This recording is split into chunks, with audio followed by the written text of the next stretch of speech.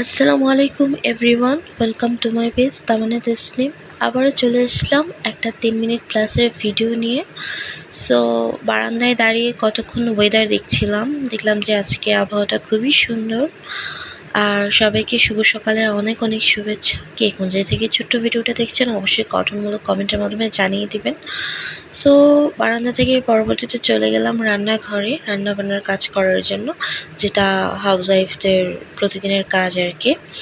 আর রান্না করতে করতে মাঝখান দিয়ে আবার মেহেক এসে দুষ্টুমি শুরু করছিল। মেহেকের জন্য অনেক ভিডিও আমি নিতে পারি না, ক্লিক দেখা যায় আমার রান্না প্রায় শেষ হয়ে যায়, অনেক আইটেম করি কিন্তু দেখানো হয় না ভিডিওতে। প্রায় সময়ই আমার দুষ্টু বেবিটার কাছেই ফোন থাকে। সো যখন আমি পারি তখন একটু একটু ক্লিক নেই রান্নার। তো এখানে আমি গরুর মাংস রান্না করব, আর হচ্ছে অলরেডি ডালটা বসিয়ে দিয়েছিলাম চুলাতে।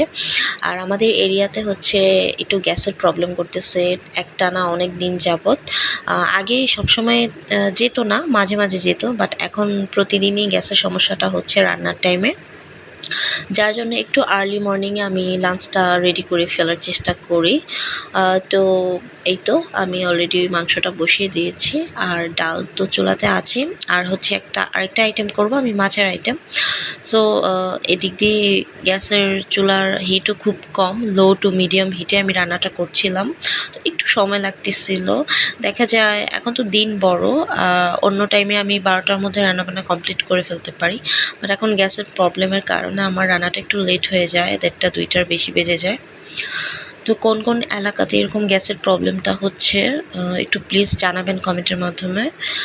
দেখা যায় আমার বাবার বাড়ি থেকে শ্বশুরবাড়ির ডিস্টেন্স খুব একটা বেশি না, বাট আমার বাবার বাড়ির এলাকাতে গ্যাসের কোনো প্রবলেম নেই, বাট আমার শ্বশুরবাড়ি এরিয়াতেও প্রতিদিনই এখন প্রবলেম করতেছে। আগে মাঝে মাঝে করতে, এখন প্রতিদিনই প্রবলেম করতেছে। প্রতিদিন সকাল 9টা থেকে 10টা বাজে গ্যাসের হিটটা কমে যায়, বা দেখা যায় গ্যাস থাকেই না। তো এভাবে রান্না করা লাগে অনেক কষ্ট করে। আবার দেখা যায় অনেক সময় কারেন্টের চুলাতেও রান্না করি আমরা। তো আমি হচ্ছে এখন আলুটা দিয়ে দিয়েছি, আমার গরু মাংসটা কষানো কমপ্লিট, এখন আমি আলুটা দিয়ে দিয়েছি। আর গরু মাংসে আসলে আলু ছাড়া রান্নাটা মনে হয় যে পারফেক্ট হয় না, স্পেশালি পটেটো লাভারদের জন্য বলছি।